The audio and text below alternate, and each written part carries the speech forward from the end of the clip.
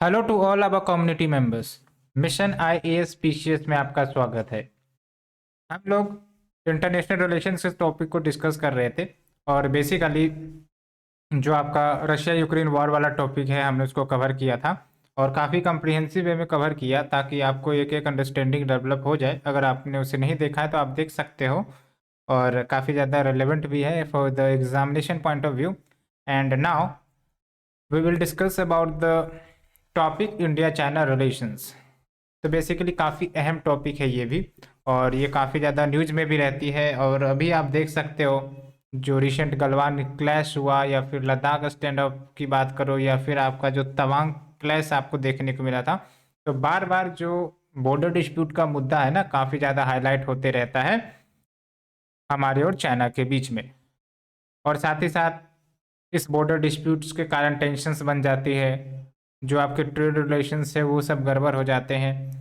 और इतना ही नहीं, ग्लोबल लेवल पर भी भारत यूं कह सकते हो कि अपने स्ट्रेटेजिक इंटरेस्ट को मजबूत करने के लिए प्रयास कर रहा है, चाहे वो आपका वेरियस ऑर्गेनाइजेशंस या ग्रुपिंग्स में ज्वाइन करने की बात हो या फिर रिलेशंस दूसरे देश के साथ गहरे करने की बात हो लाइक द यूएस, या फिर आपका जो क्वाड ग्रुपिंग्स है वो सब को भी आप देख सकते हो।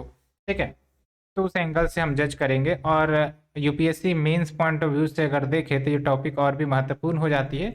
और वैसे भी एज एन इन्फॉर्म्ड इंडिविजुअल आपको पता होना चाहिए हमारे जो भी बॉर्डर करने वाली देश है एंड उसके साथ क्या क्या मैटर रहता है, तो वैसे भी एक अहम बात होती है for an aspirants to understand all these. उसके बाद थोड़ा सा हम यूपीएससी के क्वेश्चंस के ट्रेंड को देखेंगे। वैसे हमने डिस्कस कर ही लिया है, एक अलग से लेक्चर्स लिया था इस टॉपिक के बारे में, जो आपके क्वेश्चंस प्रीवियस ईयर पूछे गए हैं। तो बेसिकली इंडिया चाइना रिलेशंस पर काफ़ी ज़्यादा क्वेश्चंस आ रहे हैं, डायरेक्टली कहो या फिर इनडायरेक्टली कहो। इनडायरेक्टली आजकल ज़्यादा आ रही है। इनडायरेक्टली और डायरेक्टली में क्या अंतर है? डायरेक्टली में आपको डायरेक्ट पूछा जाएगा बेसिकली इंडिया और चाइना के रिस्पेक्ट में, ठीक है, जो पहले पूछी जाती थी। लेकिन अब जो है इनडायरेक्ट वे में, जैसे फॉर एग्जांपल कोई ऑर्गेनाइजेशन है, यहाँ पर आप देख सकते हो जैसे ऑकस है, तो ऑकस मतलब क्या? आपके एक ऑर्गेनाइजेशन है, ग्रुपिंग है, ऑस्ट्रेलिया यूके यूएस। लेकिन इसका इनडायरेक्ट एम क्या है? To counter China. ठीक है, तो उस एंगल से फिर आपका ये क्वेश्चन आ गया। उसके बाद क्वाड को आप देख लो, क्वाड से भी क्वेश्चंस आए हैं। अलोंग विथ स्टेट पीसीएस में भी आपका क्वाड पर क्वेश्चन आया है और भी बहुत सारी बातें हैं। ठीक है, तो इस एंगल से इनडायरेक्टली हम देख रहे हैं कि क्वेश्चंस जो है पूछे जाते हैं। तो हम इंडिया और रशिया के रिलेशंस को देखे थे, तो वहाँ पर भी आपने देखा होगा कि frequency of questions is more. And India China relations के मुद्दे पर बात करें तो यहाँ पर भी आप देख low frequency of question is more. तो इसका मतलब क्या है कि टॉपिक हाँ रिलेवेंट रखता है, इम्पोर्टेंस रखता है।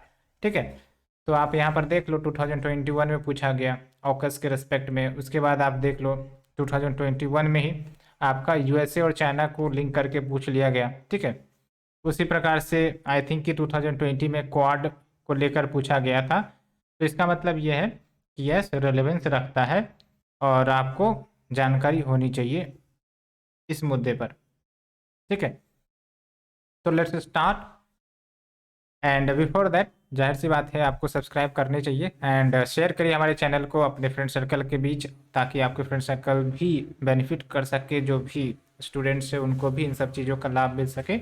एंड इससे आपका वाइडर पर्सपेक्टिव डेवलप होगा। ठीक है, हाँ हम समझते हैं कि ये आपका प्रीलिम्स में, क्योंकि एक स्टूडेंट का डाउट भी था कि क्या प्रीलिम्स में काम करेगा, तो बेसिकली आपके परसेप्शंस को बिल्ड करेगा, पहली बात तो ये। और दूसरी इंपॉर्टेंट बात कि आपको इंटरनेशनल रिलेशन में ना अगर प्रीलिम्स के एनालिसिस को देखें तो थोड़ा करंट ओरिएंटेड ज़्यादा है। तो जाहिर सी बात है जो आपके 1-2 साल के करंट अफेयर्स से या फिर 1 साल के जो करंट अफेयर्स न्यूज में आते हैं उसको आपको अलग से कवर करना चाहिए। ठीक है, तो वो कहाँ से कवर होगा? तो मैंने बताया भी है, विजन आईएएस की जो आपके पीटी 365 निकलेगी ना उसको कवर कर लो, सफिशियंट है। ठीक है, अगर आने का रहेगा तो वहीं से आ जाएगा 1 साल का। और वैसे भी आपको 1.5 साल का करना चाहिए, 1.5 ईयर्स, ताकि यूपीएससी अगर एक साल पहले के भी करंट अफेयर्स को पूछती है, जो कि ट्रेंड चल रहा है आजकल, तो उसको भी आप आंसर कर सको। ठीक है, तो ये बातें हैं, मेंस के पर्सपेक्टिव से काफ़ी बेनिफिशियल होगा, क्योंकि मैं सिर्फ आपको मैगजीन पढ़ा नहीं रहा हूँ, इसको डिटेल अंडरस्टैंडिंग बेसिक के साथ आपकी डाउट क्लियर कर रहे हैं। और जाहिर सी बात है, एलिमिनेशन टेक्निक सब में ये काफ़ी ज़्यादा मदद करेगा टू एलिमिनेट द ऑप्शंस। ठीक है, तो बने रहिए एंड शेयर द पॉजिटिविटी। तो let's start. First of all we will see the map, because map से आपको क्लियर अंडरस्टैंडिंग होगी। तो बेसिकली आप देख सकते हो, दिस इज चाइना एंड काफ़ी वास्ट एरिया चाइना का है, एंड लार्जेस्ट बॉर्डर जो है इंडिया चाइना के साथ शेयर करता है, ये भी पता होगा आपको। एंड एक बात और मैं आपको मैप से क्लियर करना चाहता हूँ कि when we are talking about the China, तो यू सी कि इंडिया के साथ बॉर्डर करता है चाइना। हमारे नेबरिंग कंट्रीज के साथ कौन कौन के साथ बॉर्डर करता है चाइना? तो एक तो इंडिया हो गया आपका, एंड दूसरी इंपॉर्टेंट बात आपका नेपाल हो गया जो आप देख रहे हो, तीसरी इंपॉर्टेंट बात भूटान हो गया, और चौथी इंपॉर्टेंट बात आपका ये म्यांमार हो गया, है ना। तो इन सब देशों के साथ भी शेयर करता है। तो अब देखो चाइना का क्या अप्रोच है कि भाई साहब इंडिया के पावर को कंट्रोल करना है। तो पहली बात तो ये कि जो नेबरिंग देश हैं इंडिया के, उसको प्रभावित करो। तो आप देखोगे कि नेपाल में चाइना का प्रेजेंस, या फिर भूटान में, भूटान तो चलो काफ़ी ज़्यादा उतना ज़्यादा अट्रैक्टिव नहीं होता है चाइना से, लेकिन प्रयास तो किए ही जाते हैं। उसके बाद म्यांमार की बात कर लो, ठीक है, उसके बाद श्रीलंका की बात कर लो, पाकिस्तान तो भाई साहब है ये है ऑल वेदर फ्रेंड। ठीक है, मान के चलो, ऐसा भी कहा जाता है protector and guarantor of China, इसका भी टैग उसे मिल जाता है। ठीक है, तो आप देखोगे जो भी भारत मुद्दे उठाता है पाकिस्तान के खिलाफ, चाहे टेररिज्म का मुद्दा हो, या फिर आपका किसी टेररिस्ट ऑर्गेनाइजेशन को बैन करने की बात हो, तो वहाँ पर चाइना जो है हमारा समर्थन नहीं करता है। ठीक है, तो ये सब बातें हैं। तो let's start with the discussion, hope you understood. जो आपको क्लियर पिक्चर देने की प्रयास हम कर रहे हैं वो एक्चुअली हमने दिया हो, आप समझ रहे होगे। तो लेट्स स्टार्ट। तो कुछ इंपॉर्टेंट व्यू पॉइंट्स आप देख सकते हो, जिसको आप इंट्रोडक्शन में या फिर कंक्लूजन में यूज कर सकते हो। जैसे शशि थरूर, उनका कहना है कि China is India's largest foreign policy challenge. बिल्कुल सही बात है ये, बिकॉज चाइना का ना कोई ठिकाना नहीं है, काफ़ी ज़्यादा राइज हो रहा है, और राइज के साथ साथ टेरिटोरियल डिस्प्यूट्स भी हम दोनों देश के बीच डिपेंड होते जा रहे हैं। मतलब यूँ कहो कि चाइना उसे सॉल्व करने के प्रयास में नहीं, बल्कि और ज़्यादा क्रिएट करने के प्रयास में दिखता नज़र आ रहा है। वैसे भी आप समझो, जब भी कोई देश राइज होता है तो बेसिकली वो क्या करता है, जो आसपास के देश है ना, उसको निगेटिव वे में प्रभावित करने का प्रयास करता है, जो चाइना के साथ आप देख रहे होगे। एलोंग विथ इतना ही नहीं, चाइना का अप्रोच तो आपको साउथ चाइना सी में भी देखने को मिल जाता है। ठीक है, और चाइना के साथ एक और दिक्कत हमारी क्या होती है कि पाकिस्तान को हम टैकल नहीं कर पाते, बिकॉज चाइना का समर्थन वहाँ पर रहता है। ठीक है, तो भारत जो फॉरेन पॉलिसी लेकर चलता है, उसमें चाइना एक यूँ कह सकते हो कि बड़ा चैलेंज देता है हमें। एंड ये तो चलो एक अप्रोच हो गया। दूसरा अप्रोच आप देख सकते हो, पीएम मोदी ने स्टेटमेंट दिया था, India China relation are a journey from inch towards miles. तो इंच मतलब यहाँ पर है इंडिया चाइना, और माइल्स का मतलब यहाँ पर है millennium of exceptional energy synergy. तो बेसिकली मोदी जी का कहना था कि जो कॉपरेशंस हैं वो धीरे धीरे डीप हो रहे हैं। ठीक है, तो ये हमने बेसिक ओवरव्यू बनाने का प्रयास किया आपके सामने, होप यू अंडरस्टूड। एंड कुछ और इम्पोर्टेंट बात, जब हम इस रिलेशंस को डिस्कस करेंगे तो दो तीन बात ध्यान रखना है आपको, कि हमारा और चाइना के साथ क्या मुद्दा रहता है। एक तो आपका बॉर्डर डिस्प्यूट का मुद्दा है, साथ ही साथ चाइना का राइजिंग डोमिनेंस, ठीक है, एलोंग विथ एग्रेसिवनेस जो आप देख रहे हो, साथ ही साथ नेबर को इनडायरेक्टली अपने प्रभाव में लेने की बात हो, एलोंग विथ इकोनॉमिक रिलेशंस अगर देखा जाए तो काफ़ी ज़्यादा हम डेफिसिट में चलते हैं with respect to the trade between India and China. तो ये सब मुद्दे हैं। एंड फिर आपका और क्या मुद्दा है आपका, जैसे जो रिवर शेयरिंग डाटा है, ब्रह्मपुत्र रिवर को लेकर डाटा शेयरिंग की बात या कॉपरेशंस की बात चली थी, लेकिन कभी कभी क्या होता है कि चाइना वो डाटा को शेयर करने से पीछे हट जाता है। तो जब मानसून का सीजन होता है, जब काफ़ी ज़्यादा फ्लड जैसी सिचुएशन बन जाती है, तो ऐसे में हमें पता होना ज़रूरी रहता है कि ब्रह्मपुत्र रिवर में कितने पानी फ्लो कर रहे हैं, कितनी क्वांटिटी में है, ताकि हम बढ़िया से मैनेजमेंट कर सकें अपने लोअर रिपेरियन स्टेट्स का। ठीक है। लेकिन अगर लेट्स से कि चाइना डाटा को शेयर नहीं करता है तो हमें दिक्कत हो जाती है। तो ये बातें हैं। ठीक है। तो ये बेसिक्स हमने डिस्कस किया। एंड साथ ही साथ इंटरनेशनल ग्लोबल ऑर्डर को भी चाइना प्रभावित कर रहा है, बिकॉज डायरेक्ट यूएस को चैलेंज कर रहा है इन टर्म्स ऑफ डिफेंस कह लो या फिर इन टर्म्स ऑफ इकोनॉमी कह लो। तो ये सब बातें, देखो भारत जो है ना, इसको आपको समझना पड़ेगा कि कॉपरेशन मांगता है कि भाई सब कॉपरेशन से चलिए, हम भी ग्रो करें, आप भी ग्रो करिए, सब ग्रो करें, कोई दिक्कत नहीं है। ठीक है। तभी तो भारत बोलता है एशिया की सदी, एशिया की सदी। तो एशिया की सदी इसलिए क्योंकि सब मिलकर कॉपरेशन करके सब साथ में ग्रो करें। लेकिन जाहिर सी बात है, सभी देश को तो ऐसा पसंद नहीं आएगा, सब तो चाहेगा कि नहीं हम ही राइज हों, सबको दबा कर रखे। ठीक है। तो वो बातें होती है। तो यहाँ पर चाइना का वही अप्रोच है, चाइना जो है डोमिनेंस के रास्ते से चलना चाहता है, जबकि भारत कॉपरेशन के रास्ते से चलना चाहता है। तो ये सब बातें, तो दैट्स वाई भारत भी अपना प्रभाव तो डालेगा ही अपनी स्ट्रेटेजिक नेशनल सिक्योरिटी को प्रोटेक्ट करने के लिए। That's why quad like and जो आपका इंडिया का मेरीटाइम पॉलिसी आजकल आपको देखने को मिल रहा होगा, भारत अपना जो प्रेजेंस है मेरीटाइम सेक्टर में वो भी बढ़ा रहा है। ठीक है। और एक और बात जो आपको यहीं पर क्लियर कर देते हैं कि जैसे एक तो बॉर्डर एरियाज है, ठीक है ना, तो बॉर्डर एरियाज तो चलो लैंड सेक्टर की हमने बात कर ली, वो जो डिस्प्यूट है तो है ही, लेकिन साथ ही साथ मेरी टाइम सेक्टर में भी, जैसे इंडियन ओशन में भी चाइना अपना प्रेजेंस करने का प्रयास कर रहा है बहुत सारे डायरेक्ट और इनडायरेक्ट तरीके से। ठीक है। जैसे पोर्ट जो है लीज पर ले लेना, चाहे वो श्रीलंका की बात करो या फिर आपका बांग्लादेश की बात करो। ठीक है। एलोंग विद मिलिट्री बेस स्थापित करना जबूती में, आपने सुना भी होगा। ठीक है। साथ ही साथ पाकिस्तान का ग्वाडर पोर्ट कहा जाता है कि चाइना के कॉपरेशन से ही वो पोर्ट बना है। ठीक है। तो वो सब बातें हैं। जैसे इंडिया का मैप है ना, तो इधर तो आपका श्रीलंका में प्रेजेंस, फिर बांग्लादेश में प्रेजेंस, फिर आपका पाकिस्तान में प्रेजेंस, तो ये देख रहे हो ना, स्ट्रिंग ऑफ पल्स। तो ये सब बातें हैं। तो ये सब हमने डिस्कस किया, hope you understood. Border dispute भी हम डिस्कस करने वाले हैं, ताकि आपका जो डाउट है बॉर्डर डिस्प्यूट को लेकर, एलएसी को लेकर, वो सब क्लियर हो जाए। एक बार मैंने आपको बताया भी था एलएसी और एलओसी में क्या अंतर होता है। क्या आपको याद है तो आप हमें कमेंट सेक्शन में ज़रूर बताइए। ठीक है। तो चलिए साथ में शुरुआत करते हैं। When we talk about the introduction, तो पहली बात तो ये है कि चाइना इंडिया का लार्जेस्ट नेबर है। ठीक है। और प्रीलिम्स के लिए आपको प्रिपेयर कर लेना है कि कौन कौन से बॉर्डरिंग नेशंस इंडिया के साथ बॉर्डर करते हैं। ठीक है, उस एंगल से। और साथ ही साथ इंडिया जो है आपका लार्जेस्ट ट्रेड पार्टनर है। और कहने का मतलब ये है कि बायलैटरल ट्रेड जो है ना इंडिया और चाइना के बीच कितना है बताओ आप। सोचो, एक बार मैंने आपको बताया था।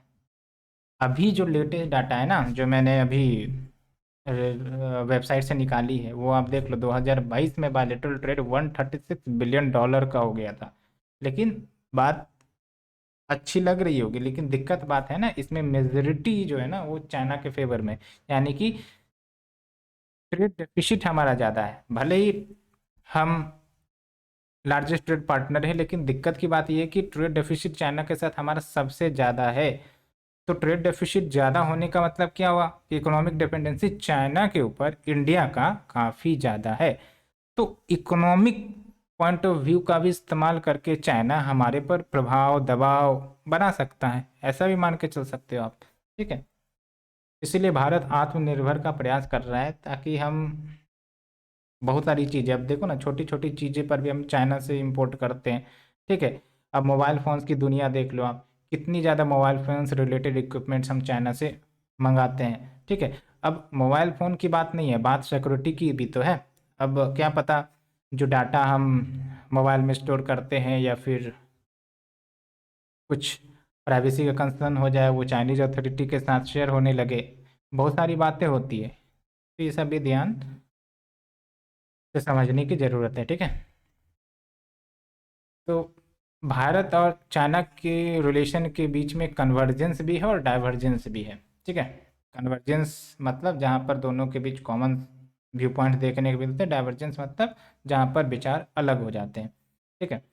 एंड अब आप देख सकते हो वर्ल्ड लार्जेस्ट आर्मी चाइना के पास है, न्यूक्लियर पावर्ड है, साथ ही साथ सेकेंड लार्जेस्ट इकोनॉमी, और ऐसा भी कहा जा रहा है कि वो यूएस को आने वाले समय में रिप्लेस कर देगा। एंड टोटलिटेरियन रिजिम यानी कि वहाँ पर डेमोक्रेसी नहीं, एक प्रकार से ऑथोरिटेरियनशिप है, यानी कि Chinese authority, the supreme communist party of China जो है वहाँ पर वो सुप्रीम है, ठीक है। डेमोक्रेसी तो है नहीं। एंड सबसे इम्पोर्टेंट बात यह है कि formidable competitor to India's global aspirations, यानी कि जैसे भारत जो है वो राइज होना चाहता है ग्लोबल लेवल पर, ठीक है, अपना प्रेजेंस बनाना चाहता है, लेकिन वहाँ पर भारत को चैलेंज मिल जाता है। जैसे यूएन सिक्योरिटी काउंसिल में भारत इंटर करना चाहता है लेकिन चाइना ब्लॉक कर देता है, एनएसजी में भारत मेंबर बनना चाहता है, चाइना ब्लॉक कर देता है। समझ में आया, तो कंपिटिटर भी है। एंड ऐसा नहीं है कि रिलेशंस शुरुआत से ही खराब थे, रिलेशंस ठीक थे शुरुआती दौर में, लेकिन हम हमेशा कॉपरेशन चाहते हैं, है ना, दोस्ती चाहते हैं, लेकिन चाइना उस दोस्ती में गड्ढे खोद देता है। अब एग्जाम्पल से आपको समझाते हैं। जैसे हमारा देश जब आज़ाद हुआ था, तो जो जवाहरलाल नेहरू जी थे, इंडियाज प्राइम मिनिस्टर, ठीक है, ऑफ इंडिपेंडेंट इंडिया, तो उन्होंने कॉपरेशंस बढ़ाने की बात थी, आपको ही पता होगा, हिंदी चीनी भाई भाई, ये भी डायलॉग काफ़ी ज़्यादा फेमस हुआ था। और साथ ही साथ पंचशील एग्रीमेंट, है ना, पंचशील एग्रीमेंट 1854 में हुआ था, मतलब 1854 नहीं, 1954 में हुआ था। और इसमें वही है, mutual respect of territorial integrity, ठीक है, non interference in the internal affairs, ये सब बातें हुई थी। लेकिन भारत तो चलो इन सब माध्यम से कॉपरेशन चाह रहा था, दोस्ती चाह रहा था, लेकिन चाइना ने क्या किया, despite this Panchsheel agreement, 1962 war देखने को मिला इंडिया और चाइना के बीच में, ठीक है, और एक्साई चीन जो है चाइना के कंट्रोल में चला गया। फिर वो तो चलो चला ही चला, along with Doklam stand of, जो आपका रिसेंट 4-5 साल में देखने को मिला, ठीक है। उसके बाद गलवान वैली क्लैश, फिर तवांग क्लैश, जो रिसेंट न्यूज़ में मैंने आपको शेयर भी किया था, ठीक है, टेलीग्राम चैनल पर। हाँ, अगर टेलीग्राम चैनल से आपने नहीं जुड़ा है तो आप जुड़िए। कुछ पॉजिटिव पॉजिटिव बातें बोली जाती है, मैं ज़्यादा कंटेंट शेयर नहीं करता, वो जो इंपॉर्टेंट कभी कभी लगती है कि हाँ आपको भी समझना चाहिए, वो शेयर करता हूँ, ठीक है, ताकि आप भी ज़्यादा डिस्टर्ब ना हो और कुछ इंपॉर्टेंट और रेलिवेंट पॉइंट्स ही आपको मिले। तो ये है। तो इस एंगल से आपको लगेगा कि चाइना जो है एक प्रकार से इमीडिएट चैलेंज बनता जा रहा है इंडिया की फॉरेन पॉलिसी के रेस्पेक्ट में, या फिर इंडियाज़ नेबरहुड के रेस्पेक्ट में, ठीक है। तो इतनी सारी बातें हमने आपको बताया, होप अब आपका माइंड हल्का हो गया होगा रिगार्डिंग द जो भी डिस्प्यूट्स हैं या फिर कॉपरेशंस, जो अभी हम देखने वाले कॉपरेशंस यानी कि एरिया ऑफ कन्वर्जेंस, ठीक है। तो जब हम कन्वर्जेंस की बात करते हैं तो कन्वर्जेंस मतलब जहाँ पर दोनों देश आपस में आते हैं, कोऑपरेट करते हैं। तो पहली बात तो ये कि इंटरनेशनल कोऑपरेशन ऑर्गेनाइजेशंस, यानी कि बहुत सारे ऑर्गेनाइजेशन जो इंटरनेशनल लेवल पर हैं, इंडिया और चाइना दोनों इसके सदस्य हैं। जैसे आपका ब्रिक्स, है ना, ब्रिक्स में कौन कौन से देश हैं आप हमें बताओ, ब्रिक्स।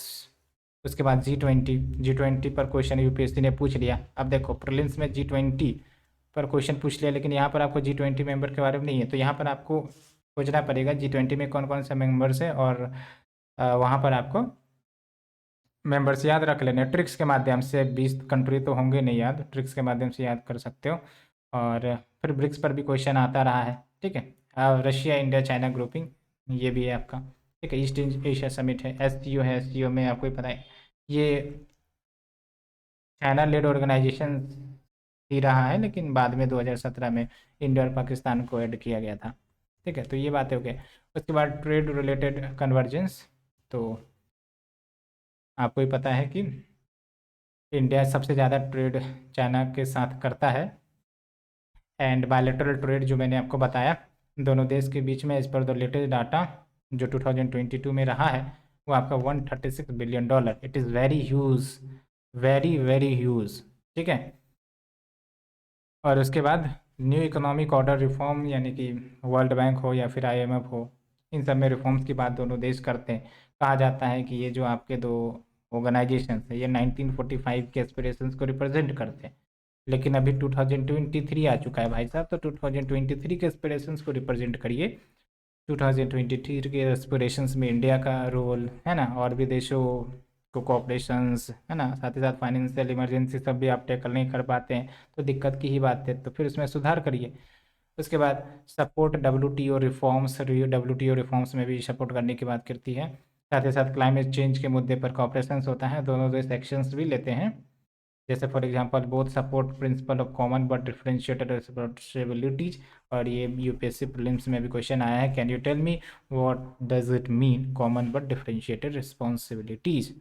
एंड फाइनेंशियल मैकेनिज्म, जैसे एआईआईबी हो यानी कि एशियन इंफ्रास्ट्रक्चर इन्वेस्टमेंट बैंक हो या फिर न्यू डेवलपमेंट बैंक हो, प्रोमिनेंट स्टेक होल्डर है इंडिया चाइना। एंड एआईआईबी पर यूपीएससी प्रीलिम्स में क्वेश्चन भी पूछा गया है, ठीक है। एंड एनर्जी सिक्योरिटी पर कॉपरेशन है। Piracy and armed robbery, piracy मतलब तो समझते ही होगे है ना, जैसे जो इंडियन ओशियन है ना, ये आपका इंडियन ओशियन है, ठीक है। अब जो चोर उचक्के होते हैं ना, कोई धरती यानी कि लैंड पर ही नहीं होते, चोर उचक्के वाटर में भी होते हैं। वो क्या करते हैं, सिर्फ कोई कैप्चर करने का प्रयास करते हैं, है ना। तो उससे निपटने के लिए पायरेसी फोर्सेस, आर्म्ड फोर्सेस सबको तैयार किया जाता है ना। तो इन सब के तो खिलाफ रहेगा ये। एंड टेरर कॉपरेशन, लेकिन ये नाम का है, टेरर कॉपरेशन नाम का। अगर टेरर कॉपरेशन वास्तव में चाइना एक्टिव तरीके से करता तो मान के चलो कि आज जो पाकिस्तान में बहुत सारे टेररिस्ट ऑर्गेनाइजेशन ऑपरेट होते हैं उस पर बैन का मुहर लग जाता, ठीक है। क्योंकि बहुत सारे प्रपोजल भारत ने टेररिस्ट ऑर्गेनाइजेशन के प्रति एससीओ में, यूएन में भेजा था बैन करने के लिए, लेकिन चाइना अपोज करता रहा है ना। एंड सस्टेनेबल डेवलपमेंट गोल्स के ऊपर कॉपरेशन है। एंड साथ ही साथ दोनों देश ने बेसिकली डेवलपमेंटल प्रोग्राम्स अफगानिस्तान में कोऑर्डिनेट करने के लिए भी एग्री किया है, चाहे वो हेल्थ हो, फूड सिक्योरिटी हो, एजुकेशन हो, ये सब बातें हैं। तो ये हमने कन्वर्जेंस की बात की, जहाँ पर है ना कॉपरेशंस हमें देखने को मिलते हैं, लेकिन डाइवर्जेंस हैं। अब एक बात बताओ कि जो बॉर्डर इश्यूज हमें देखने को मिल रही है, तो ये जो बॉर्डर इश्यूज हैं उसके कारण भारत पर क्या क्या प्रभाव हमें देखने को मिलता है।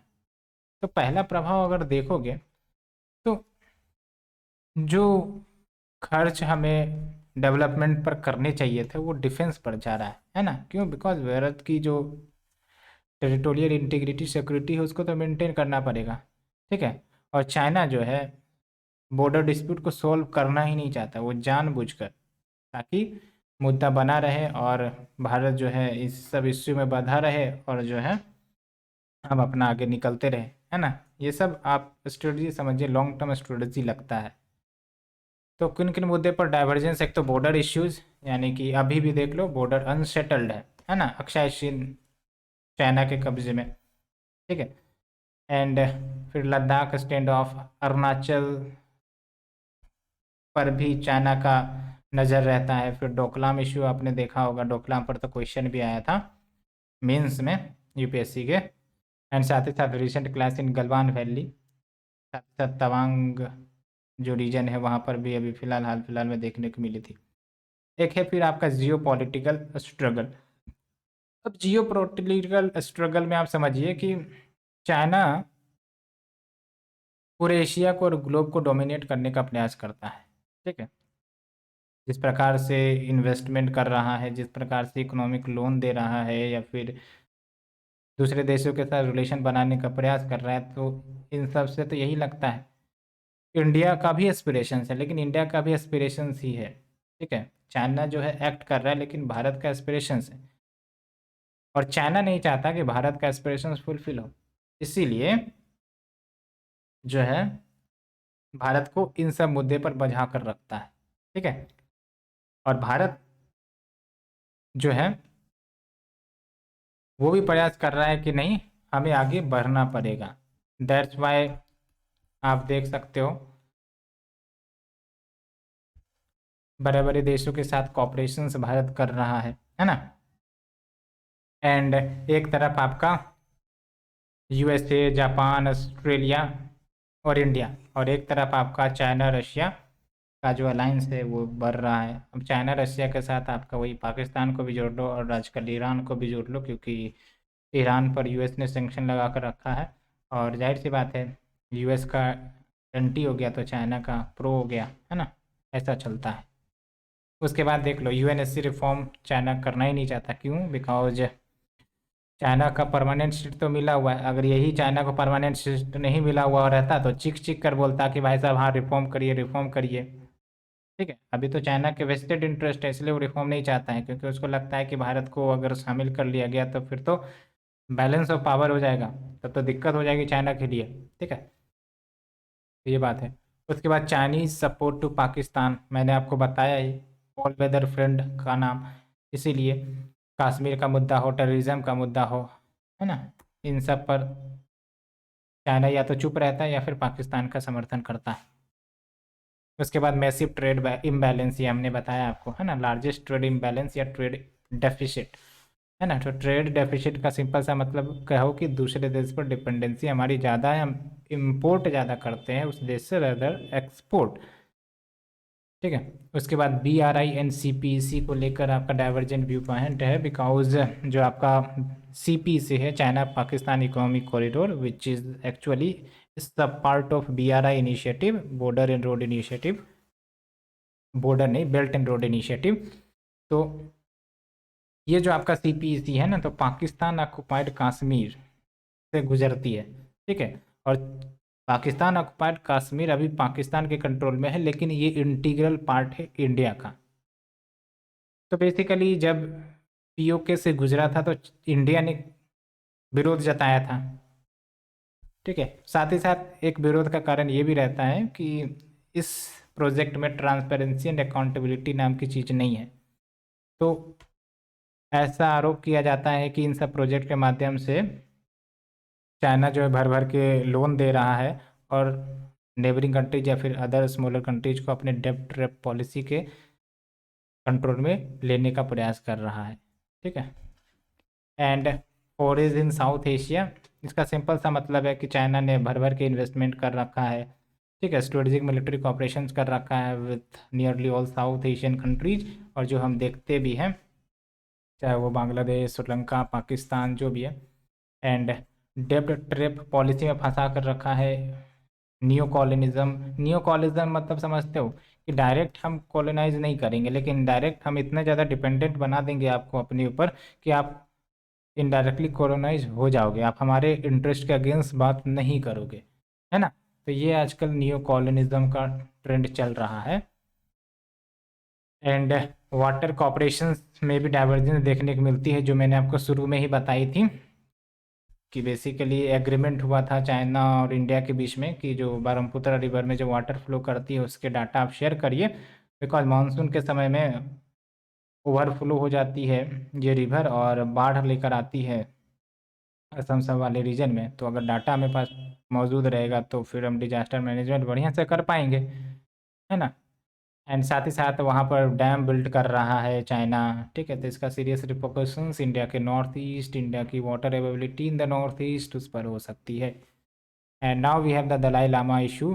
तो बेसिकली शुरुआती दौर में आपको भी पता होगा कि Tibet was not a part of China, लेकिन अब तिब्बत चाइना का पार्ट है और इंडिया भी इसे एक्सेप्ट करता है। लेकिन आपको ही पता होगा, जब तिब्बत को कैप्चर करने के लिए चाइना ने प्रयास किया था तो वहाँ के जो बुद्धिस्ट लोग हैं उन्होंने प्रोटेस्ट किया था, and one of the important leader was Dalai Lama. तो बेसिकली दलाई लामा को कैप्चर करने का प्रयास चाइनीज़ अथॉरिटी ने किया था, लेकिन दलाई लामा वहाँ से भाग गए थे और इंडिया में एजाइलम मिला था। एंड इसीलिए चाइना प्रोटेस्ट करता है against Indian asylum to Dalai Lama, है ना, religious head of the Tibet. तो होप यू अंडरस्टूड। और अभी आप ये भी सुनते होंगे कि जब भी दलाई लामा इंडिया में विजिट करते हैं तो चाइना जो है अपना पोजीशन दर्ज करवाता है। हाल फिलहाल में दलाई लामा इंडिया विजिट किए थे इन द बिहार गया, ठीक है। एंड गया is famous for Buddhist temples monasteries, ठीक है। बोध गया नाम सुने ही होगे। क्या रेलेवेंस है बोध गया का, आप हमें कमेंट सेक्शन में बताइए। एंड कश्मीर के मुद्दे पर है ना, डिस्पाइट भारत ने अपने टेरिटरी में आर्टिकल 370 को हटाया, लेकिन चाइना को दर्द हुआ, है ना। एंड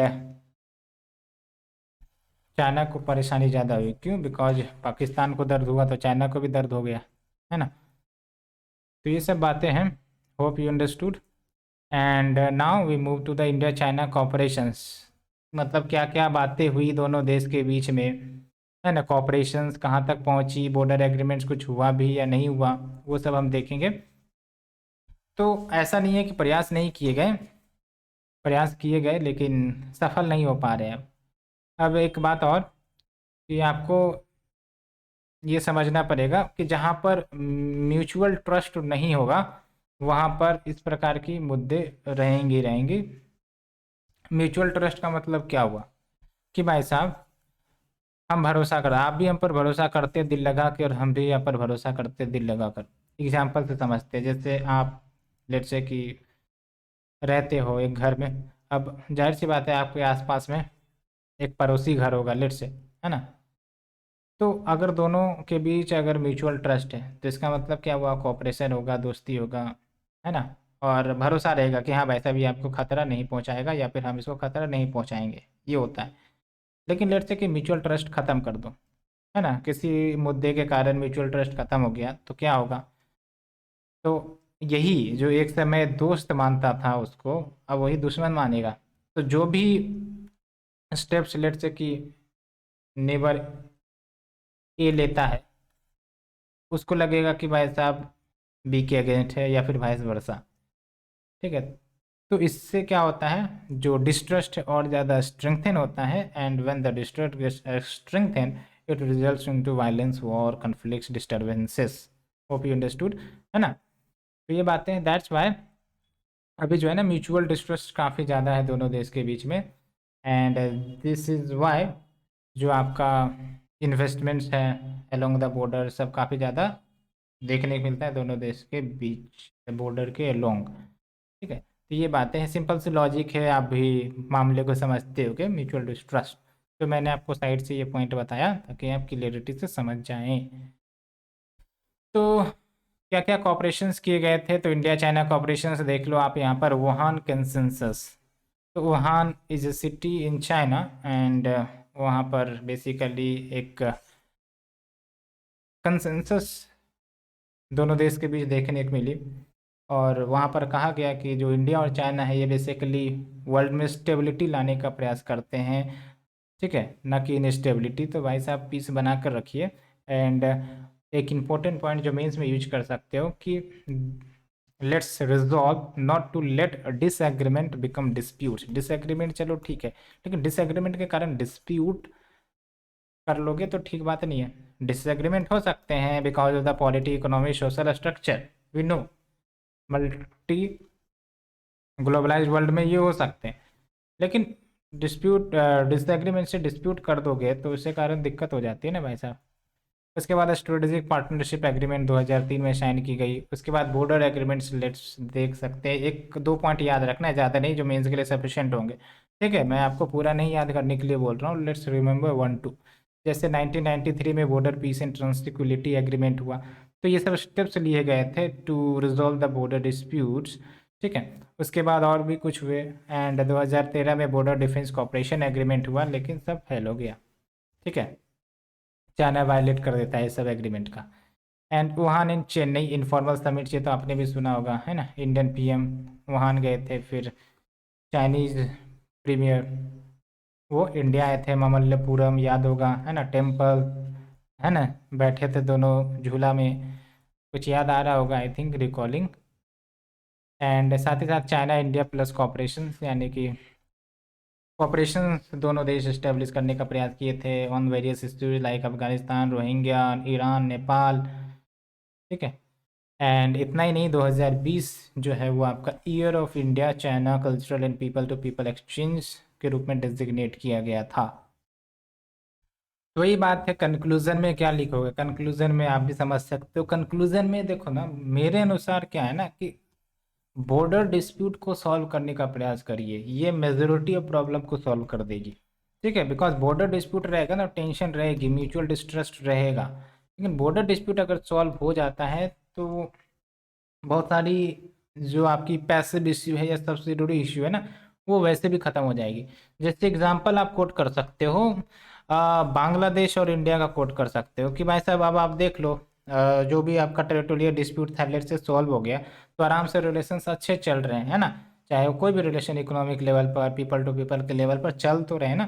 तो वही बात है, उसका कोट करके आप यहाँ पर भी लिख सकते हो कि भाई साहब बॉर्डर डिस्प्यूट को सॉल्व करना जरूरी है, इसको प्रायोरिटी दीजिए। एंड इतना ही नहीं, पीपल टू पीपल टाइज इन सबको बढ़ाइए, साथ ही साथ मार्केट ओपन करिए, चाइनीज़ मार्केट इंडिया के लिए, ताकि इंडियन प्रोडक्ट्स वहाँ जाए। ये सब बातें तो ये है। It is important that both India and China resolve their differences and cooperate to usher in the Asian century as agreed in the Wuhan consensus। ये सब बातें हैं। अब let's say issues in news, क्या इश्यूज है। अब issues में मैंने आपको बताया था कि हम बॉर्डर डिस्प्यूट्स देखेंगे जो एग्जिस्ट करते हैं इंडिया और चाइना के बीच, और ये जो है बड़ा डिस्प्यूट वाला पॉइंट है, जिसके कारण सारा जो खेल है दोस्ती का वो खराब हो जाता है। ठीक है, तो ये आपको भारत का मैप दिख रहा है और तीन कलर आपको दिख रहे होंगे, one is the red and the other is I think yellow and the other is the blue is green. ठीक है, तो इन सेक्टर पर इंडिया और चाइना के बीच बॉर्डर डिस्प्यूट है। ठीक है, तो इसको और हम अच्छे से समझेंगे। सबसे पहले हम कुछ बेसिक पॉइंट को समझते हैं कि इंडिया और चाइना लगभग 3488 यानी कि 3488 किलोमीटर लॉन्ग बाउंड्री शेयर करता है, लेकिन ये इंटायर बाउंड्री ही डिस्प्यूटेड है। सबसे ज़्यादा डिस्प्यूटेड जो आपका न्यूज़ में रहता है वो है आपका ये वाला सेक्टर। ठीक है, और उसके बाद ये वाला सेक्टर, इस सेक्टर के बारे में हार्डली आप न्यूज़ सुनते होंगे, दैट्स वाई यहाँ पर लिखा भी है लीस्ट कंट्रोवर्शियल, है ना। तो ये बात तो आपको समझ में आ गया। अब इसको समझिए कि जो आपका बॉर्डर है इंडिया और चाइना के बीच में, इसको तीन भाग में बांट दीजिए। एक है वेस्टर्न साइड, इधर आपका ईस्ट हो गया, इधर वेस्ट हो गया, तो इसलिए आपका वेस्टर्न साइड हो गया जो रेड कलर में आप देख रहे हो, और ये जो आपका अरुणाचल प्रदेश एंड जो चाइना के बीच है वो आपका हो गया ईस्टर्न सेक्टर, जो आपका मैकमोहन लाइन भी कहलाता है। एंड उसके बाद आपका ये हो गया मिडिल सेक्टर, दोनों के बीच, ईस्ट और वेस्ट के बीच मिडिल सेक्टर। ठीक है, तो ये आपका चीज़ है, लेकिन शांति नहीं है इस एरियाज के आसपास। तो शांति का कारण क्या है, मतलब अशांति का कारण क्या है, उसको हम समझेंगे यहाँ पर जो पॉइंट दिया हुआ है। तो बेसिकली 1913 में ब्रिटिश इंडिया गवर्नमेंट ने एक प्रकार से ट्राईपार्टाइट कॉन्फ्रेंस ऑर्गेनाइज की थी, एंड इस कॉन्फ्रेंस के बाद जो बाउंड्री है बिटवीन इंडिया एंड तिब्बत, इसको फॉर्मलाइज किया गया था after a discussion between Indian and तिब्बतियंस।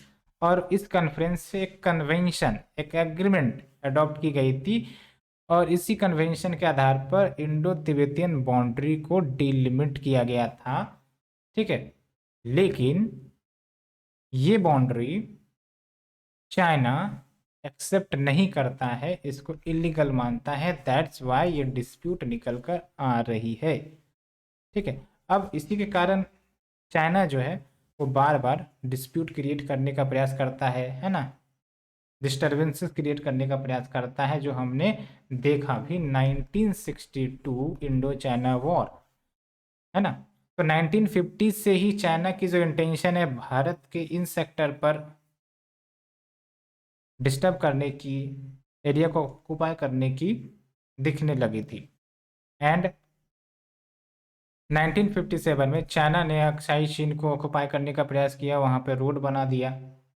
And जाहिर सी बात है, ये तो भारत की टेरिटोरियल सॉवरेनिटी के अगेंस्ट होगा, तो भारत कैसे चुप बैठेगा। तो अल्टीमेटली भारत ने भी रिस्पॉन्स किया, बॉर्डर के लॉन्ग भीषण क्लैशेस हुए, and ultimately that clashes culminated into the border war of 1962 that we know very well. And the boundary which came into existence after the war, उसको हम लाइन ऑफ एक्चुअल कंट्रोल कहते हैं। It is a military head line, याद रखना, it is not a final border between India and China, it is a military held line. और इस LAC पर भी डिस्प्यूट है, चाइना अपना ही एलएसी मानता है और इंडिया अपना ही एलएसी मानता है, वो हम आगे देखेंगे, है ना। और इसके लिए मैंने एक अच्छा सा ऑल इंडिया रेडियो के एक कंटेंट को 15 मिनट का शेयर किया था अपने टेलीग्राम चैनल पर, उसको आप देखोगे तो और ज़्यादा आपको आनंद आएगा, मज़ा आ जाएगा चीज़ों को समझने में, ठीक है। और प्रीलिम्स के लिए ध्यान रखना, ये मैकमोहन लाइन है जो आपका अरुणाचल को चाइना से सेपरेट करता है, ठीक है। ये बातें, होप यू अंडरस्टूड यहाँ तक। हाँ, एक मैप चलो हम आपको दिखाई देते हैं, यहाँ पर देखिए, मैं आपके लिए इंटरनेट पर ढूंढ ढूंढ के आप ही प्रयास करता हूँ, आप भी प्रयास करिए, शेयर करते रहिए। होप आपको चीज़ें समझ में भी आ रही होंगी, आनंद में भी आ रही होगी, ठीक है। आनंद में रहिए, आगे बढ़ते रहिए। तो ये जो रेड एरिया आप देख रहे हो, it is the disputed area between India and China, ठीक है। अब यहाँ पर देखिए, ये जो आप देख रहे हो ये है LOC, लाइन ऑफ कंट्रोल, है ना, जो सेपरेट करता है पाकिस्तान ऑक्युपाइड कश्मीर को with the Indian territory of Jammu and Kashmir. और ये आपका POK का क्या इश्यू था, हमने डिस्कस भी किया था कि आपका जब 1948 में ट्राइबल इन्फिल्ट्रेशन पाकिस्तान ने किया था, और उसके बाद उसने इंडियन टेरिटरी पर कब्जा करके अभी तक बैठा हुआ है, ठीक है। तो ये तो एक अलग ही का मुद्दा चल रहा है। तो ये हो गया आपका LOC। और ये जो आप देख रहे हो ये हो गया आपका LAC, ठीक है, जो आपका चाइना ऑक्युपाइड अक्साई चीन को सेपरेट करता है इंडियन टेरिटरी से, ठीक है। तो अभी अक्साई चीन चाइना के कंट्रोल में है, क्लेम्ड बाय इंडिया, है ना। और इसके बाद ईस्टर्न सेक्टर आप देख लो, ये है आपका अरुणाचल प्रदेश। और कभी कभी आप देखते होंगे कि चाइना यहाँ पर भी अपना इंट्रूजन करने का प्रयास करता है, जैसे तवांग प्लेस, ये जो आप तवांग देख रहे हो ना, तवांग पर ही, तो ये बात हो गया। एंड फिर आपका ये सेंट्रल सेक्टर है, वेस्टर्न सेक्टर हमें बताया ही, ये वेस्टर्न सेक्टर हो गया, ये सेंट्रल सेक्टर हो गया। यहाँ पर भी था, लेकिन ये मैटर यहाँ पर शांत रहता है, यहाँ पर आप उतना नहीं देखते होगे मुद्दे को। ईस्टर्न सेक्टर में भी उतना मुद्दा नहीं देखते होगे। हाँ, एक डोकलाम का इश्यू नज़र आया था, लेकिन ज़्यादातर आपको यहाँ पर देखने को मिलता है, ठीक है। और यहाँ पर यूँ कह सकते हो कि पाकिस्तान भी जो है ना, तो भारत के लिए दिक्कत ये है ना, देख लीजिए, ये इंडिया है और इधर पाकिस्तान भी है और इधर चाइना भी है, तो दोनों मिलके इस रीजन को डिस्टर्ब करते रहते हैं, करने का प्रयास करते रहते हैं, इसलिए यहाँ पर काफ़ी ज़्यादा डिस्टर्बेंस हमें देखने को मिलती है, ठीक है। पाकिस्तान भी अपना कुछ ना कुछ करते रहता है और चाइना भी कुछ ना कुछ करते रहता है, और भारत को काफ़ी ज़्यादा इन्वेस्टमेंट खर्चा, है ना, मिलिट्री रिसोर्सेस, पीपल, सबको भेजना पड़ता है। तो आप समझ लीजिए क्या चैलेंज भारत झेलता है, भारत की आर्मी झेलती है ना। तो ये हो गया आपका, होप यू अंडरस्टूड। एंड अब बात करते हैं attempt to resolve the issue, क्या प्रयास किए गए टू रिजॉल्व द इशू। तो देख सकते हो दोनों देश के बीच में रिलेशंस को फिर से स्थापित करने का प्रयास किया गया था, बिकॉज 1962 जब वॉर हुआ था ना, तो दोनों देश के बीच जो रिलेशन है वो खट्टे पड़ गए थे लंबे समय तक। यूँ कह सकते हो डिप्लोमेटिक एक्सचेंज या रिलेशंस जो है ना, वो यूँ कहो कि दबे पड़ गए। लेकिन रिलेशंस फिर बाद में रीस्टेब्लिश हुई, एंड बॉर्डर डिस्प्यूट को लेकर वही है, हाई लेवल बॉर्डर टॉक्स 1981 में इनिशिएट किए गए दोनों देश के द्वारा, ताकि सॉल्यूशन निकाला जाए।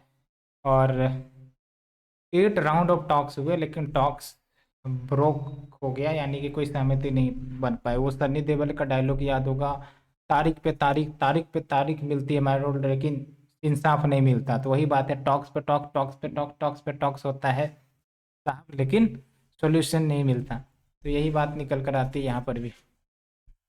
उसके बाद देख लो टॉक्स पे टॉक्स, ये देख लो 1988 में prime minister Rajiv Gandhi China भी विजिट किए थे ताकि रिलेशन में सुधार हो, बॉर्डर डिस्प्यूट्स पर जो मुद्दे हैं उसको सॉल्व किया जाए।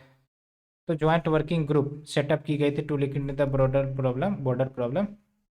लेकिन उसके बाद फिर मुद्दा ठंडा हो गया 1993 में। ये ध्यान रखना, मैंने आपको पहले ही बताया, agreement on maintenance and peace and tranquillity along the line of control की वैसा भी सैलूसी जो डिमार्केटेड है, यहाँ पर शांति बना कर रखेंगे, स्थिरता बना कर रखेंगे, यहाँ पर आपका मिलिट्री डिस्टर्बेंसेस क्रिएट ना हो, ये सब बातें थी। along with 2003 में two special representatives, one from India and the other from China, appoint की गई थी to find a political solution to the border dispute. And 2009 में देख लो 17 round of talk but not benefited. उसके बाद जो आपका इनफॉर्मल टॉक्स वुहान और फिर चेन्नई में देखने को मिला, वो भी लिख सकते हो। साथ ही साथ एक और थी, याद तो नहीं आ रही है, हाँ 2017 या 18 में कुछ हुआ था, ठीक है, उसको ऐड कर सकते हो। और करंट अफेयर में क्या करना, अगर कुछ रिसेंट टॉक सब हुआ है इसको यहाँ पर ऐड कर देना है। तो यही तो करंट अफेयर्स है, तो चीज़ें तो सब वही है, लेकिन आपको नया नया कंटेंट अगर कुछ करना है तो यहाँ पर ऐड कर दीजिएगा, तो आपको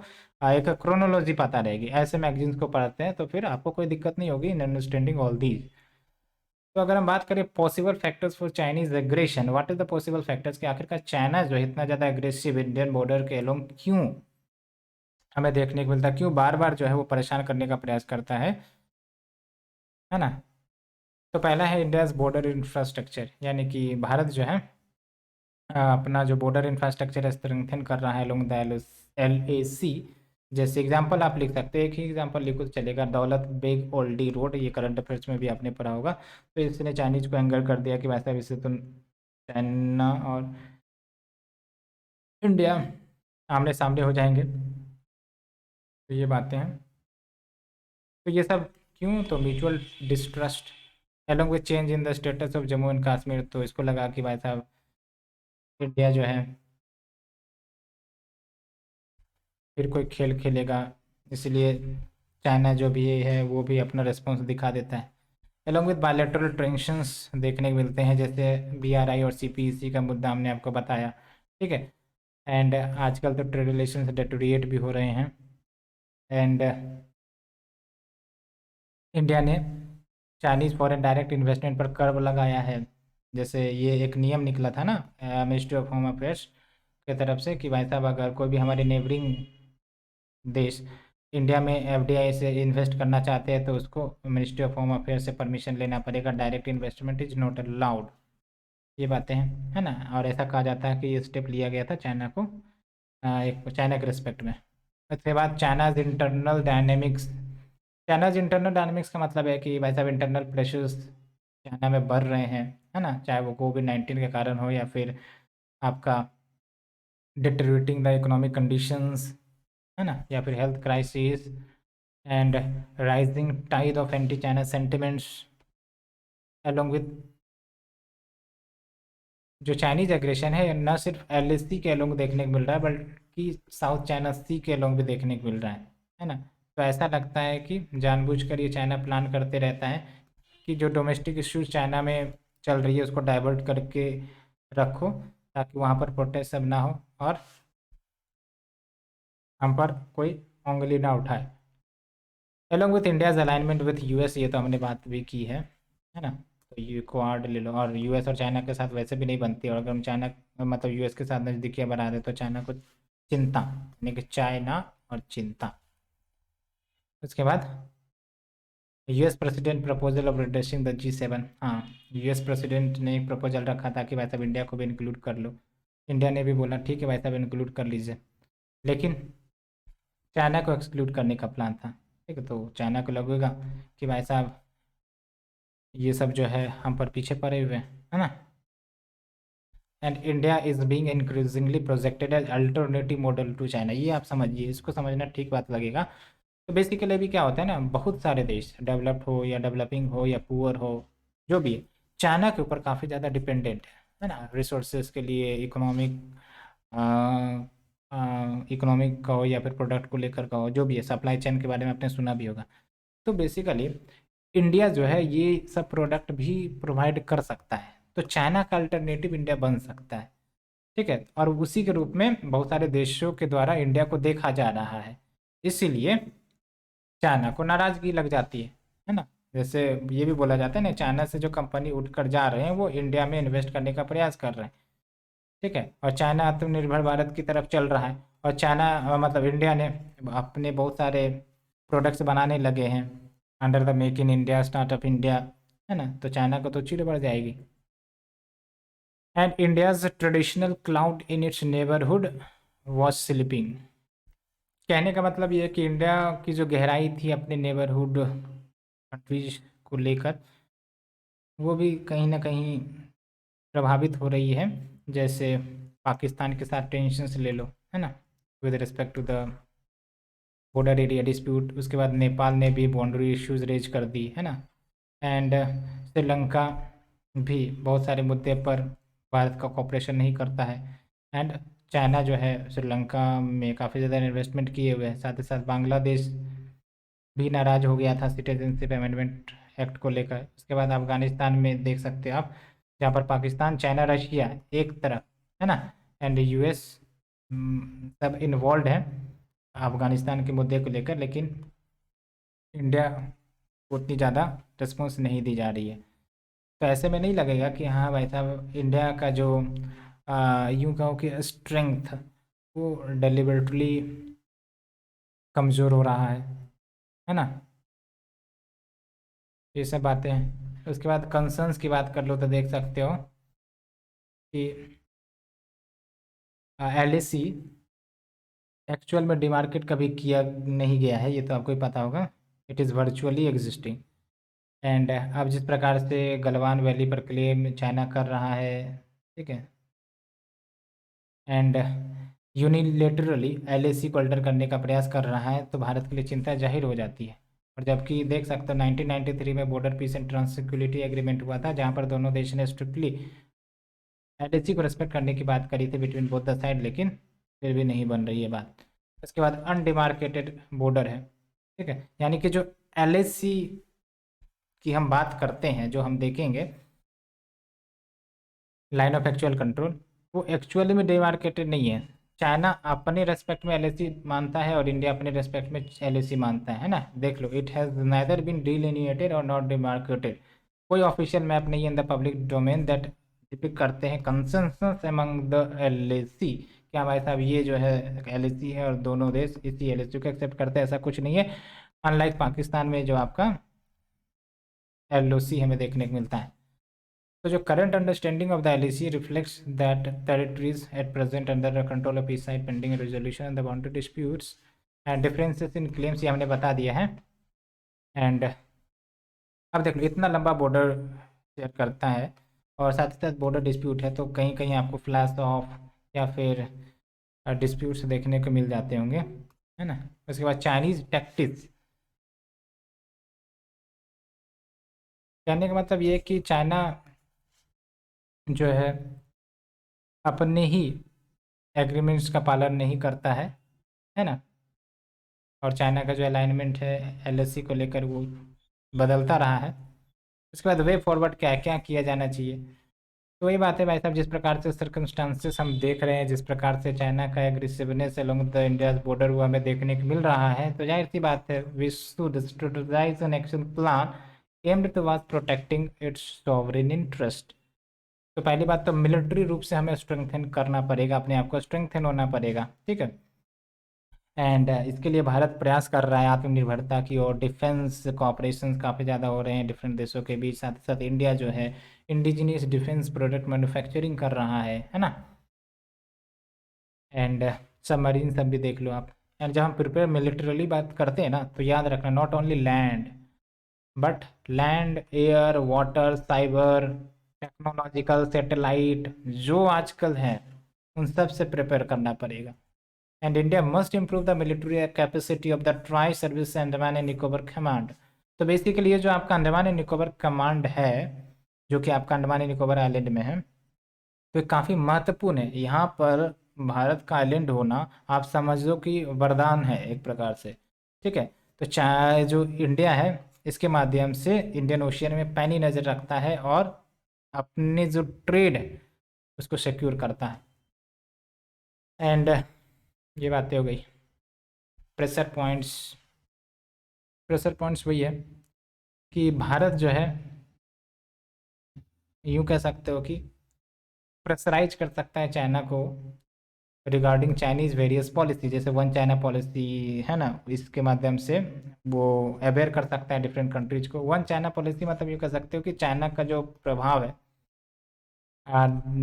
वेरियस कंट्रीज में वो होने लग जाए, है ना, कि भाई साहब चलो डायरेक्टली तो टेरिटोरियल पार्ट नहीं है, लेकिन इनडायरेक्टली इकोनॉमिक रिलेशंस बनाकर डेप्टर पॉलिसी के माध्यम से बताकर चाइना अपने कंट्रोल में करने का प्रयास करेगा, है ना। तो ये सब से हम अवेयरनेस क्रिएट करें ताकि देश जो है संभल जाए, है ना, ताकि चाइना का एटीट्यूड चेंज हो सके इंडिया के रिस्पेक्ट में। इसके बाद शिफ्टिंग फोकस, यानी कि भारत जो है चाइना को काउंटर करने के लिए बस एलएसी पर ही ध्यान नहीं बल्कि डाइवर्स होने की ज़रूरत है। ठीक है, जैसे साउथ चाइना सी या इंडियन ओशन रीजन, तो यहाँ पर भी भारत अपने प्रेजेंस बढ़ा सकता है। ठीक है, और यहाँ पर आपका कॉपरेशंस बढ़ा सकता है पावरफुल नेशंस के साथ। एंड ईस्ट एशिया में मैरीटाइम बैलेंस इंश्योर करने के लिए भारत भी डेमोन्स्ट्रेट कर सकता है।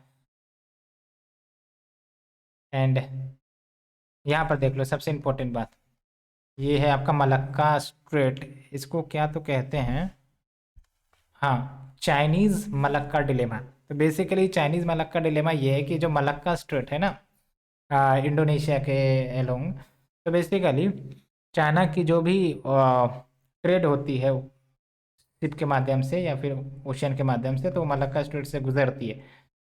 तो चाइना को डर लगा रहता है कि कहीं कुछ कारणों से अगर ये मलक्का स्ट्रेट, ये जो इम्पोर्टेंट चौक पॉइंट्स है वो ब्लॉक कर दी जाए, है ना, तो फिर चाइना का तो काफ़ी दिक्कत हो जाएगा। तो चाइना के लिए काफ़ी बड़ी डिलेमा है ना। तो चाइना मतलब तो इंडिया और लाइक माइंडेड कंट्रीज इस डिलेमा का यूँ कह सकते हो कि फ़ायदा उठा सकते हैं। And ultimately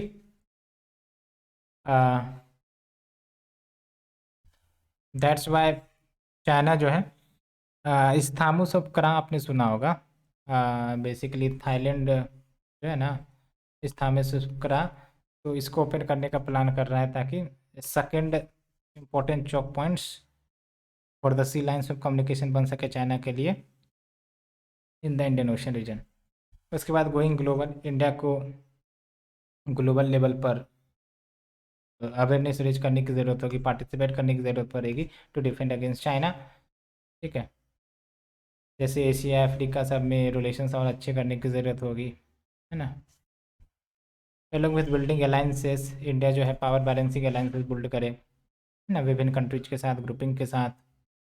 along with several foreign policy experts argue करते हैं कि इंडिया की जो स्ट्रेटेजिक डीलिंग है चाइना, वो बेसिकली साउथ एशिया से ही शुरू करने की ज़रूरत है। साउथ एशिया यानी कि जो साउथ एशियन कंट्रीज है जो हमारे एक प्रकार से नेबर्स भी हैं, तो इनके साथ रिलेशंस कोऑपरेशन करिए, डीप करिए, ताकि चाइनीज़ प्रेजेंस यहाँ पर कम हो और चाइनीज़ के अगेंस्ट अवेयरनेस ज़्यादा हो, है ना, उसके पॉलिसी को लेकर अवेयरनेस ज़्यादा हो, ताकि ये सब एक प्रकार से एक साथ इंडिया के साथ आए और एकजुट के माध्यम से बैलेंस ऑफ पावर इस्टेब्लिश करें। और इसमें सबसे बोला जाता है कि सार्क को फिर से रिवेटलाइज करिए, है ना। फिर यही है यूएस के साथ अलाइन करो, लेकिन वही बात है ना, भारत की एनएएम पॉलिसी है, नॉन अलाइनमेंट पॉलिसी, तो वो दिक्कत हो जाती है। Along with taking the long view, है ना, यानी कि लंबी विचारधारा लेकर चलनी पड़ेगी। ठीक है, एंड जैसे भारत का जो लीडिंग रोल है मल्टीलेटरल इंस्टीट्यूशंस में और मैरीटाइम ज्योग्राफी, यानी कि इंडिया की जो इतनी ज़्यादा एरिया है, कोस्टल एरिया है ना, आइलैंड्स है, तो इसका स्ट्रेटेजिक एडवांसमेंट लेने की ज़रूरत है। ठीक है, साथ ही साथ इकोनॉमिक स्ट्रेंथ ले लो। तो इन सब के माध्यम से अब जैसे इकोनॉमिक की बात कर लो, तो भारत के पास ऐसा तो है नहीं कि रिसोर्सेज की कमी है ना। तो भारत के पास बढ़िया मात्रा में ह्यूमन रिसोर्सेज हैं, इकोनॉमिक रिसोर्सेज हैं, रॉ मटेरियल्स है।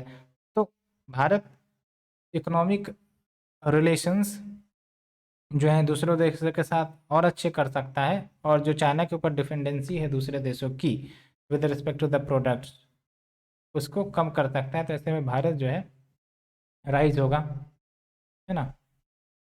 एंड यहाँ पर देखो, the events in Galwan valley should be a wake up call to many of India's Asian friends. हाँ, ये भी है कि वैसे आप जो गलवान वैली का क्लेश देखते हो, ये आज इंडिया के साथ हुआ, कल हो सकता है अदर साउथ एशियन कंट्री के साथ हो जाए। तो वेकअप कॉल होना चाहिए, enabling a high resolution visioning of Chinese aggressiveness. ठीक है, तो बेसिकली यहाँ तक हमने आपको कंप्लीट किया, and hope you are understanding the point what I am trying to say. And now let's move to the India China border standoff. तो ये इसके बारे में तो हमने बात भी किया, आखिरकार क्या रीज़न है चाइनीज़ एग्रेशन का। तो इंडिया जो है वो बॉर्डर एरिया इंफ्रास्ट्रक्चर बूस्ट कर रहा है, तो इससे चाइना को चिंता हो जाती है, जैसे आपका दौलत बेग गोल्डी रोड जो है ना। साथ ही साथ यूँ कह सकते हो कि भारत ने जो आर्टिकल 370 हटाई उसके प्रोटेस्ट में, है ना। बताओ, है हमारा इंटरनल मैटर और चाइना को चिंता होती है। साथ ही साथ जो इंटरनल रिसेंटमेंट चाइना में चल रही है ना, because of the totalitarian regime and restricted democracy and covid response. तो उस इंटरनल मैटर को डिफ्लेक्ट करने के लिए चाइना जो है ग्लोबल मुद्दे पर घुस जाता है। साथ ही साथ to warn India about its proximity to Russia की वजह से, मतलब यूएसए के तरफ इंडिया का क्लोजनेस दिख रहा है, तो फिर चाइना जो है वो रिस्पॉन्स दे देता है। साथ ही साथ to nudge India to settle the boundary issue and to give a signal to smaller countries in Chinese neighbourhood about the perils. कहने का मतलब ये है कि एक प्रकार से स्मॉल आइलैंड कंट्रीज या जो भी है जो चाइना के लोग बॉर्डर करते हैं, उसको सिग्नल देना कि भाई साहब देखो हमारी राइजिंग पावर, है ना। तो इंडिया का कंसर्न्स क्या है, तो भाई साहब एस्केलेशन जो है, वॉर एस्केलेशन बढ़ सकती है और इसके कारण लार्जर मिलिट्री कन्फ्लिक्ट हो सकता है। साथ ही साथ there can be the possibility of loss of territory in the Ladakh sector and loss of lives, derailing of India China peace process, diversion of resources, काफ़ी ज़्यादा डाइवर्जन ऑफ रिसोर्सेज हो जाती है ना, मनी मैन इक्विपमेंट, है ना, tension relation, है ना। और इसके कारण बहुत सारे ऑर्गेनाइजेशन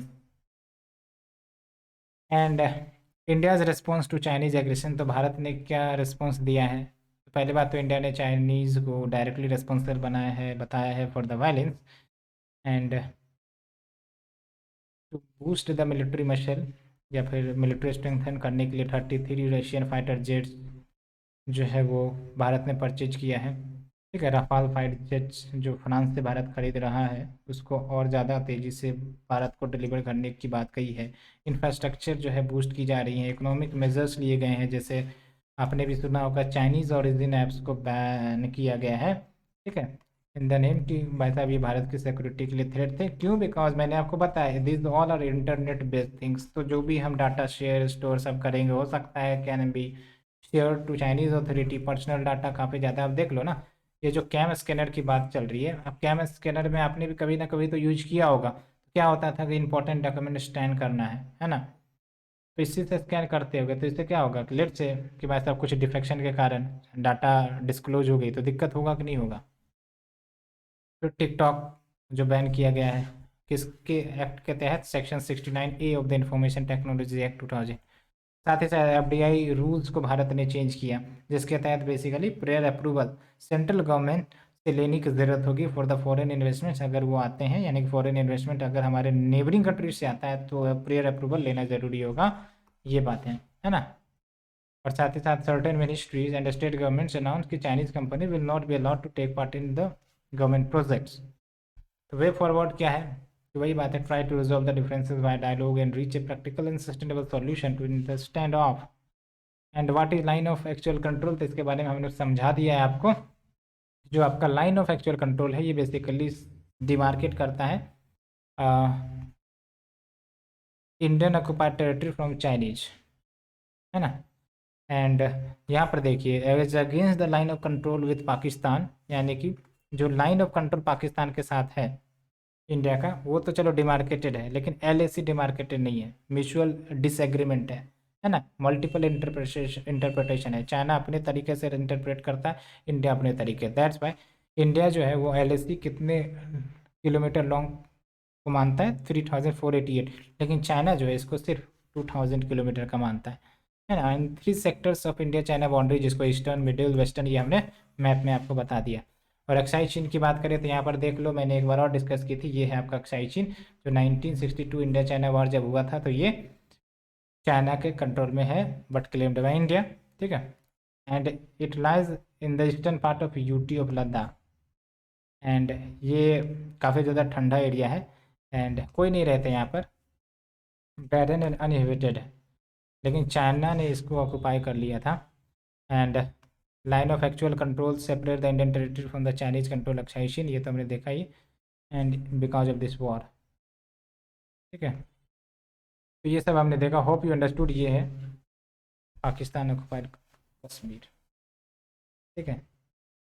तो यहाँ तक हमने डिस्कस किया, लंबा चौड़ा था, एंड बट होप कि आपको सारी चीज़ें समझ में आ गई होगी, कोई डिस्प्यूट या डिस्कशन मतलब कोई दिक्कत नहीं आई होगी। तो कैसा लग रहा है लेक्चर सीरीज, ज़रूर कमेंट सेक्शन में बताइएगा, एंड लगे रहिए अपनी तैयारी में, प्रीलिम्स इज़ अप्रोचिंग, एंड वैसे में आपको अपनी ताकत और अपनी एनर्जी को एक साथ रखकर आगे बढ़ने की ज़रूरत है, ताकि सारी एनर्जी सही दिशा में हो, और जो एनर्जी सही दिशा में लगाएगा उसको फल भी सही दिशा वाली ही मिलेगी, है ना। तो इसी के साथ हम यहीं समाप्त करते हैं अपना lecture. Thank you friend, thank you very much for your cooperation, and please do share the positivity. Thank you very much.